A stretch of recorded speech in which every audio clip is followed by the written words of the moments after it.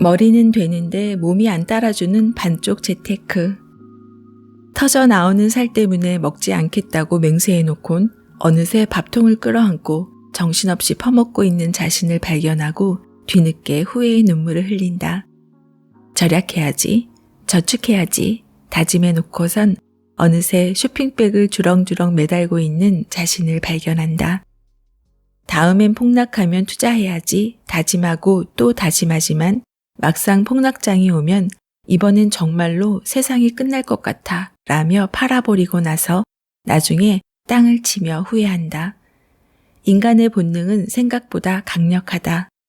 웬만한 사람의 자제력으로는 극복하기 어렵다. 부자가 되기보다는 본능을 따르기 쉽다. 안녕하세요. 미소영입니다.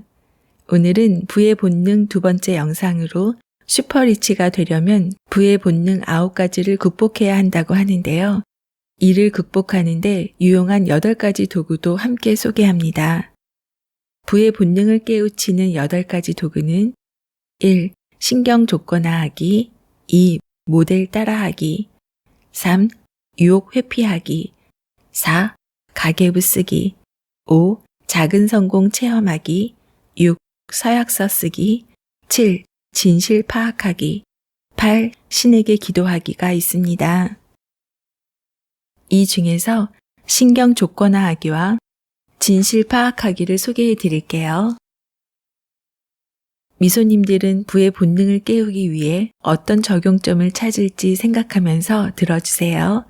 그럼 책 속으로 들어갑니다. 진실 파악하기. 자동차를 운전할 때 우리는 자동차 앞 유리창을 통해서 길과 거리 모습을 보고 운전한다. 자동차를 몰고 갈 때 보이는 것은 자동차 앞 유리창으로 나타난 풍경이다. 운전자는 자동차 앞 유리를 통해서 세상을 보는 것이다. 인생도 마찬가지다. 인생이란 자동차를 운전하는 우리는 믿음의 창을 통해서 세상을 보고 인생을 살아간다. 그래서 믿음의 창에 뭐가 써 있는지가 중요하다. 우리는 우리의 믿음의 창에 쓰인 대로 세상을 이해하고 살아간다. 자동차 앞 유리창이 잘못되어서 바깥이 왜곡되어 보인다면 자동차 사고가 생길 수 있다. 이와 마찬가지로 우리의 창에 잘못된 믿음이 씌어져 있다면 우리 인생도 사고가 난다. 우리 믿음의 창에는 흔히 잘못된 믿음이 끼어 있다. 차트를 통해서 미래를 예측할 수 있다는 믿음, 누군가는 미래를 내다보는 수정구슬을 가지고 있을 거라는 믿음, 모르는 것도 알고 있다고 확신하는 믿음 등이 잘못된 믿음이다. 가장 잘못된 믿음은 돈과 부자에 대한 부정적인 믿음이다. 돈은 더러운 것이다. 돈이 인생의 다가 아니다. 돈이 많으면 고민만 늘어난다. 부잣집 애들은 인생을 망치기 쉽다.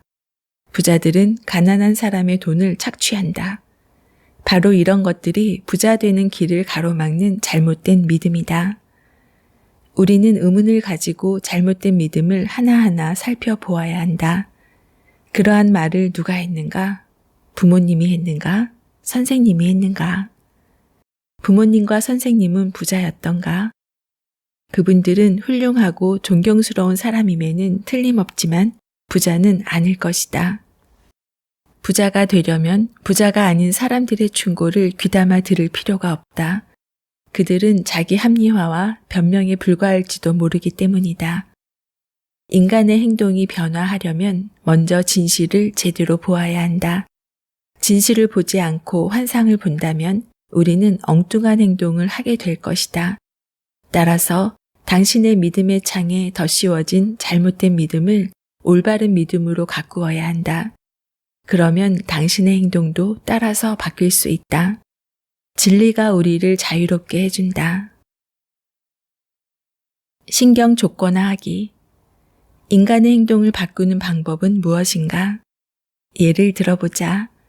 초콜릿 먹는 행동을 바꾸고 싶다면 어떻게 하면 될까? 한꺼번에 엄청난 양의 초콜릿을 먹어서 구토를 일으키거나 설사를 하면 된다. 두뇌는 초콜릿과 고통을 연결시켜서 기억할 것이고 다시는 초콜릿을 먹고 싶은 생각이 들지 않게 될 것이다.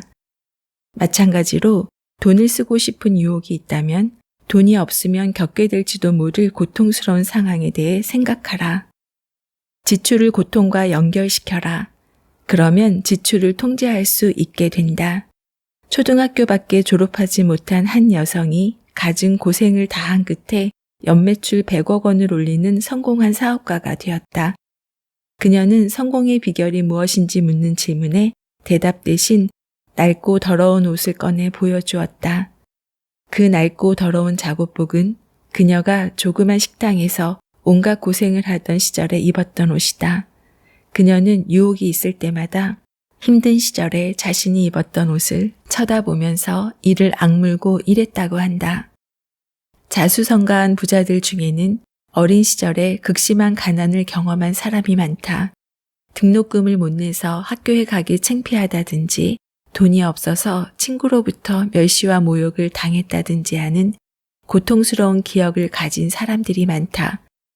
그들은 돈을 쓰고 싶은 유혹이 있을 때마다 과거의 고통스러운 기억을 떠올리며 악착같이 돈을 저축했다고 한다. 하고 싶은 행동, 꼭 해야 하는 일은 즐거움과 연결시켜라. 저축 목표를 달성했을 때 상으로 좋은 음식을 먹게 되거나 아내로부터 칭찬을 받게 되면 우리는 저축을 좀 더 잘할 수 있게 된다. 단순한 예에 불과하지만 이렇게 즐거운 보상과 연결시키면 저축하기가 한결 쉬워진다. 저축에 성공한 사람들은 유혹이 있을 때마다 통장을 꺼내보거나 나중에 부자가 된 자신의 모습을 상상하며 유혹을 물리쳤다고 한다. 이런 방법이 효과가 있는 이유는 무엇일까? 두뇌의 작동 원리 때문이다. 두뇌는 어떤 행동이나 경험에 대해서 단지 두 가지만 묻는다. 첫째, 이것은 고통스러운 것인가, 즐거운 것인가? 둘째, 고통을 피하고 즐거움을 얻으려면 어떻게 해야 하는가? 두뇌는 모든 경험을 통해 고통과 즐거움으로 구분한다. 그리하여 고통으로 기억된 경험은 다시 하지 않도록 피하게 만들고 반대로 즐거움으로 기억된 경험은 되풀이하도록 지시한다. 즐거운 행동을 되풀이할 때마다 그것에 연결된 뇌의 신경회로는 더 강화되고 굵어지게 되고 여러 번 반복하다 보면 나중에는 습관처럼 행동하게 된다. 하지 말아야 할 행동에는 고통을, 반면에 바람직한 행동에는 즐거움을 연결시킨다면 우리는 본능을 극복하고 부자가 될 수 있다. 돈을 쓰고 싶은 유혹이 일 때마다 과거의 고통스러운 기억을 떠올린다. 오늘 기억하고 싶은 문장은 잘못된 믿음은 자신을 해롭게 한다. 돈을 쓰고 싶은 유혹이 일 때마다 과거의 고통스러운 기억을 떠올린다. 작가와의 만남 그리고 다양한 이야기를 전하는 미소영입니다. 오늘도 24시간 행복하세요.